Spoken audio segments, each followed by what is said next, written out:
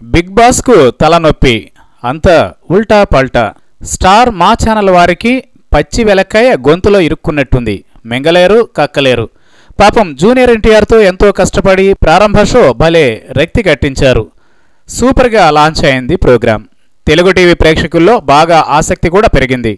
అంతకుముందు పాపం చిరంజీవిని పెట్టి కోట్లకు కోట్లు అప్పగించి మీలో ఎవరు కోటేశ్వరుడు సెకండ్ సెషన్ చేస్తే అది కాస్త అడ్డంగా ఫ్లాప్ అయింది. చిరంజీవి కృతక వేషాలకు దాన్ని ప్రేక్షకులు నిర్మోహమాటంగా తిరస్కరించారు.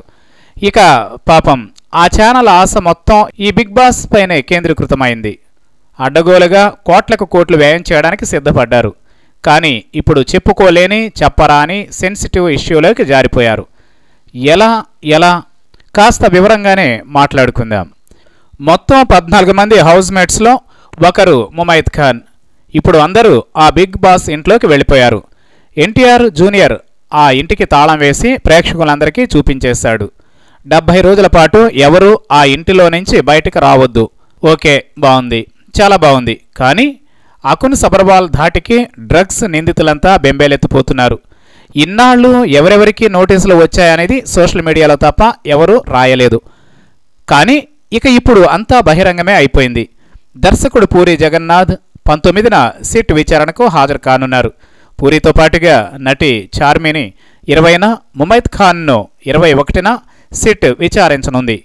నటుడు సుబ్బరాజును 22న, శ్యామ్ కే నాయుడుని 23న, హీరో రవితేజను 24న, ఆర్ట్ డైరెక్టర్ చిన్నాను 25న, నవదీప్ను 26న, తరుణ్ను 27న, నందు తనీష్లను 28న సిట్ అధికారులు విచారించనున్నారు.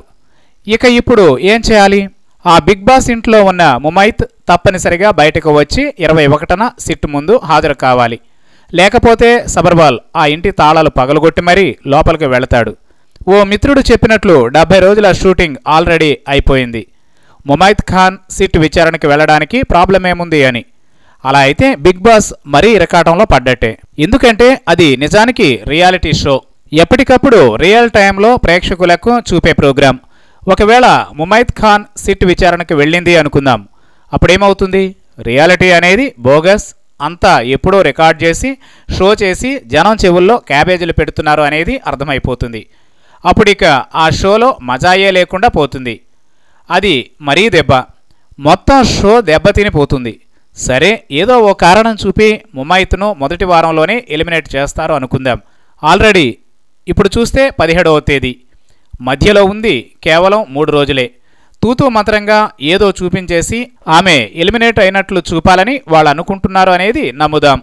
మరి మొత్తం ఏ రోజు ఏం చూపించాలో ముందే ప్రిపేర్ చేశారు కదా, అదంతా అడ్డగోలుగా గందరగోళంలో పడినట్లే. సో 21వ తేదీ బిగ్ బాస్కు పెద్ద పరీక్ష.